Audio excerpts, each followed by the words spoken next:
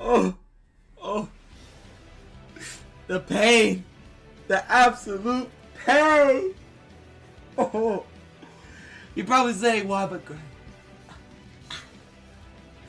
It's because we're not getting Ike in 1.4 most likely.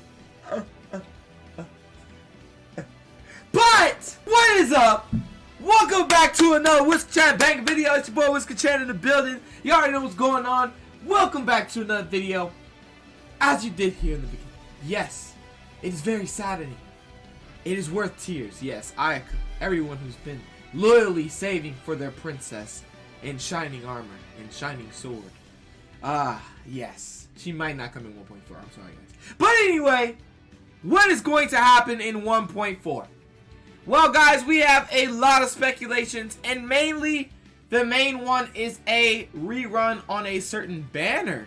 And not just a certain banner, but an absolute monstrous banner that you guys probably didn't summon on because it was towards the beginning. You probably didn't know how valuable this unit was. You probably just completely ignored it, and now you're regretting your decision. Well, guess what? He might be coming back, and I'm pretty sure you have an idea of who it is because my dumb thumbnail says who it is and my title says what it is. But I love you know, the tension. You put in the tension in there. But anyway, guys, let's go ahead and get into this video about the rerun banner that most likely will happen in 1.4. But before we do, if you are new to the channel, make sure you smash that subscribe button down below and join the subscribers on the grind to 2,500 because we finally hit 2,400. I appreciate all y'all so much. Thank you so much for supporting me and still supporting me, even though the channel has been, you know, a little bit less on the active side. I greatly appreciate all of those who keep supporting me, and I hope to keep continuously growing with you guys. And also hit that notification bell to be notified of all my daily uploads, because we do upload daily uploads that are bangos every day, brother. Anyway, smash the like button down below and let's get right into this video. Okay, guys, now some things I want to discuss. As you can see, we are on a DigiStatement website. And Genshin Epic Update 1.4 banners leaked for Rosaria and Venti, new account security, and much more. I'm going to go over some of this information and as to why I think, or why everyone thinks that the banner will be a Venti rerun. Yes, and we will also be getting the new character, which is Rosaria, which has been leaked, or which has showed her appearance in the 1.2 update in the Dragon Spine area. So anyway, let's go ahead and get right into this. Miyoyo's Genshin Impact will be featuring a new character in the upcoming patch 1.4. Earlier, she was supposed to be released in patch 1.2. Also, another thing I want to say is take everything with a hint of salt, because I don't want you guys to be firm believers and then get let down. So take everything with a hint of salt, and yeah, so let's get right back into it. Earlier, she was supposed to be released in patch 1.2, but now the confirmation of her release is in patch 1.4, which is Rosaria. We all thought she was coming in 1.2 with Albedo or Ganyu's banner, but we were sadly mistaken. We also thought Hu Tao was a 4-star as well, and we thought both of them would be on separate banners, but that was not the case. As you can see, Hu Tao is a 5-star unit, probably going to be a really top tier unit, and Rosaria is going to be in patch 1.4 most likely. So anyway, with patch 1.4, we also have some new banners leaks for Rosaria and Venti and Genshin Impact. Here's everything you need to know. Thank you so much. Also, Rosaria is a 4-star cryo pole arm character scheduled to be released in the upcoming patch 1.4. She will be arriving at the Windflower Festival in Mondstadt. Now, something I want to note about that is in 1.4, it is an assumption that the festival in Mondstadt will happen. And basically, it's rumored that she will be on Venti's rerun banner in this festival in Mondstadt, which will be a rerun. It should be a rerun of the character Venti, and there's a lot of reasons as to why they're going to rerun the character, which we will go over really soon, or why they most likely will. So anyway, yeah, she will be arriving with the Windflower Festival in Mondstadt, most likely.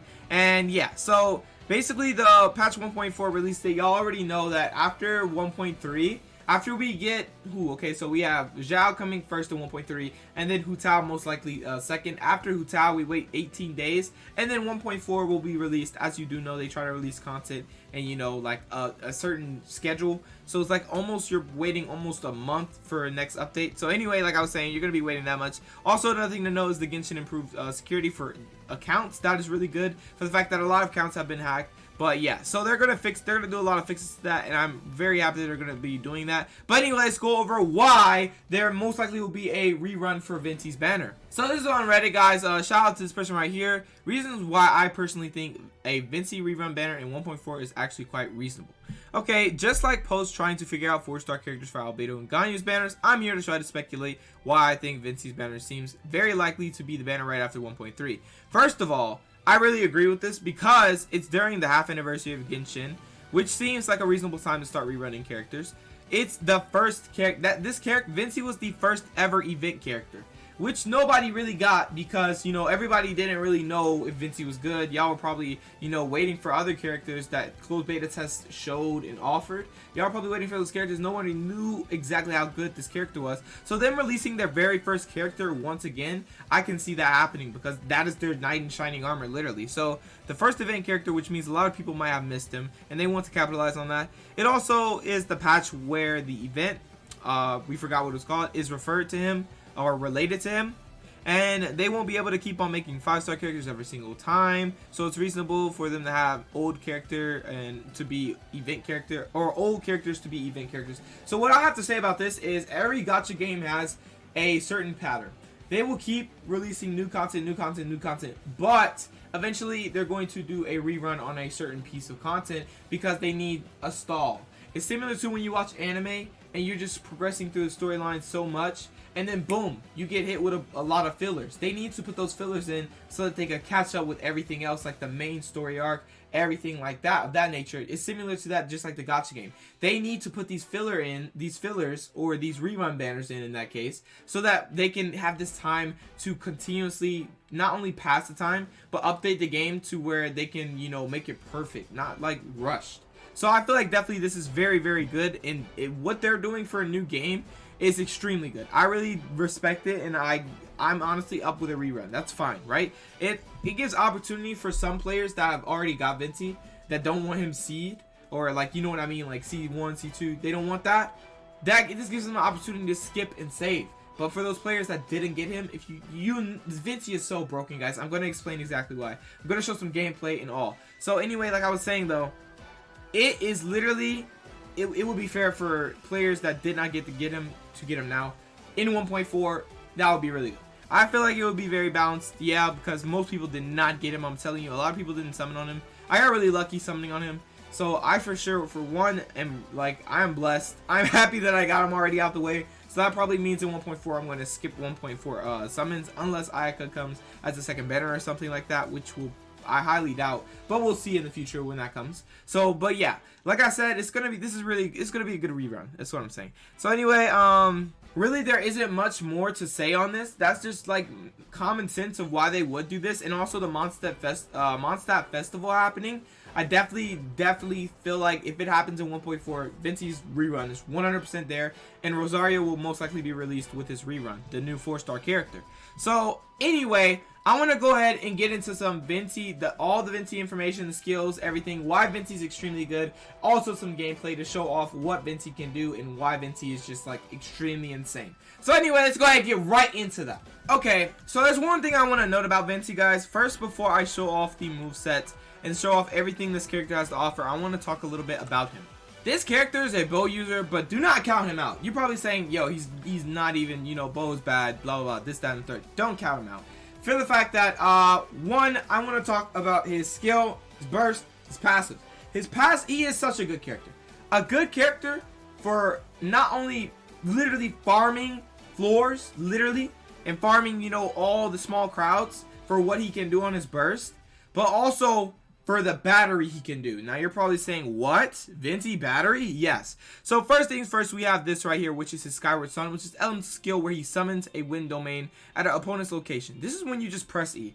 You could press E and it'll do that, and it'll deal animal damage and launch the opponents into the air, or you can hold it and it will summon a larger wind domain, and then basically you're going to be in the center of it. It's going to deal animal damage, AoE, and it's going to launch affected opponents into the air. After unleashing the hold version of this ability, you will ride into the wind. Basically, you'll be able to fly and do plunge damage if you wish, or just, you know, fly around. It's up to you. This lasts for exactly, let me show you. Okay, so the press damage is 297%. The press cooldown is 6 seconds. The hold damage 409%, which is a whopping damage difference. And the cooldown is 16, which is the hold. So anyway, This is good because of the fact right here, this passive, holding the Skyward Sonic creates an up current that lasts for 20 seconds. So once you hold this, it's going to last for 20 seconds. So you have 20 seconds to, continuously fly up, do plunge damage if that's what you want to do. Or just, get away from opponents, whatever your reason is for doing that. That is why this is pretty good. It's a really good support for the team overall and Venti as well. So anyway, let's go over his Grand OD. Which is his Elements of Burst. Basically, this is where he fires off an arrow made of countless Khalees winds, creating a huge storm eye that sucks in opponents and deals continuous animal damage. The reason this is good is because it has elemental absorption, basically meaning if the storm eye comes into contact with any of these attributes, Hydro, Pyro, Cryo, Electro, it will do additional elemental damage of that type. The elemental absorption may only occur once per use. Now, the reason this is good, the damage over time is 40%, but mine isn't leveled up. You gotta realize, once these are leveled up, they do way higher damage. So anyway, damage over time is 40% right now. Additional elemental damage could go up. It's only 20% right now. The duration is 8 seconds, which is pretty long. And the cooldown is 15 seconds. The energy cost is 60. Cooldown is really, really good. And energy cost. But anyway, here's where it's at. You will regenerate 15 energy for Venti after the effect of Wind's Grand OD in. If the elemental absorption occurred, this effect will also restore 15 energy to all characters of the corresponding element in the party. Meaning, say for example, you do the Wind's Grand OD and you put fire in there. Boom. The fire attribute characters are going to literally get 15 energy as well as Venti. So this is a energy battery and also a, a crowd control super tank just animal. It's absolutely insane what he could do as a sub DPS, as a support, as a battery. It's insane. I feel like he is definitely a crazy character and could build for some extremely crazy comps. But anyway, let's go ahead and get into the gameplay and show you exactly what I mean. Alright, so first things first, I'm going to go over this right here. Boom. That is his E skill. Look how much energy you get back. Well, I already have his elemental burst for the fact that I want to show it off. But basically, you get tons of energy back from just doing this, and it has a 5-second cooldown. Look at that, or 6-second cooldown. And that 6-second cooldown, it literally just, look how fast it is. You could just basically farm his energy, and after you farm his energy, you do his elemental burst, and you just farm so much more energy. He's literally just an insane battery for the team. But once you hold this, you'll notice that you do something like this right here. Boom! Everybody flies up, does a really good amount of damage, and you can do plunge damage. And since it is up for 20 seconds, you could just keep going up and doing more and more plunge damage, right? So, guys, also keep in mind, my Venti is not that leveled up, so don't even roast it. I just want to show off this gameplay. I haven't really focused on Venti just yet, which I'm about to. But let's go ahead and go into this right here. So, this is his elemental burst. This is where this comes in. It sucks all the, well, it's not near the enemies, but boom. You see that right there?